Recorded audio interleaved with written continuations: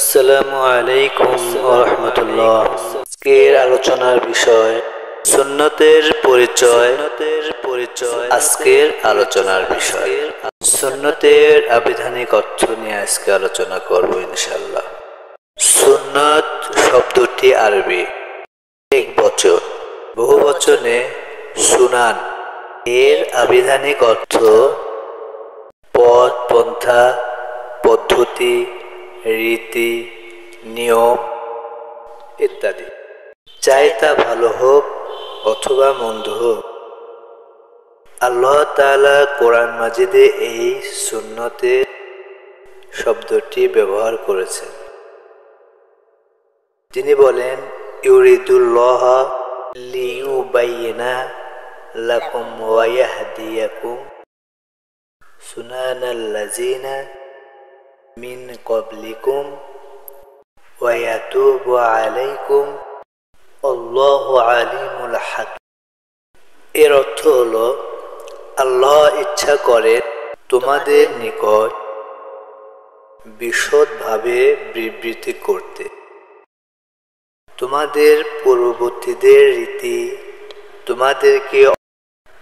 তোমাদেরকে ক্ষমা করতে। আল্লাহ সর্বজ্ঞ প্রজ্ঞা। তিনি আরো বলেন, সুন্নাতুল্লাহি ফিল্লাযিনা খালাউ মিন ক্বাবলু ওয়া লান তাজিদা লিসুন্নাতিল্লাহি তাবদীলা। পূর্বে যারা অতীত হয়ে গেছে তাদের ব্যাপারে এটাই ছিল আল্লাহর রীতি।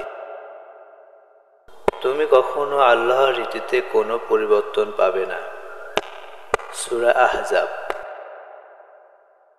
এছাড়াও রাসূলুল্লাহ সাল্লাল্লাহু আলাইহি সাল্লাম একই অর্থে সুন্নাত শব্দের ব্যবহার করেছেন। যেমন তিনি বলেছেন, মান সান্না ফিল ইসলামি সুন্নাতান হাসানাতান ফাউমলা বিহা বাদাহু কুতিবা লাহু মিসলু আজরি মান আমিলা বিহা ওয়ালা ইয়ানকুসু মিন আজুরিহিম শাইউন ওয়া মান সান্না ফিল ইসলাম সুন্নাতান সাইয়্যাতান ফাউমিলা বিহা বাদাহু কুতিবা আলাইহি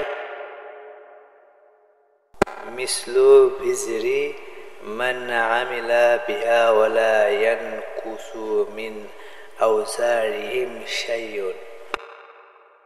অর্থাৎ এই অর্থ হলো, যে ব্যক্তি ইসলামের মধ্যে কোনো উত্তম রীতি চালু করবে সে তার প্রতিদান পাবে, এবং তার দেখাদেখি পরবর্তীতে যারা তা করবে তাদের সমান প্রতিদানও পাবে।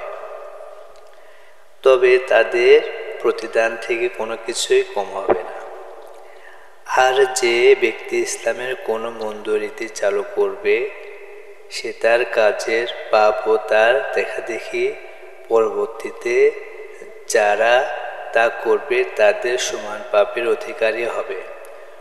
তবে তাদের পাপ থেকে কোনো কিছুই কম করা হবে না।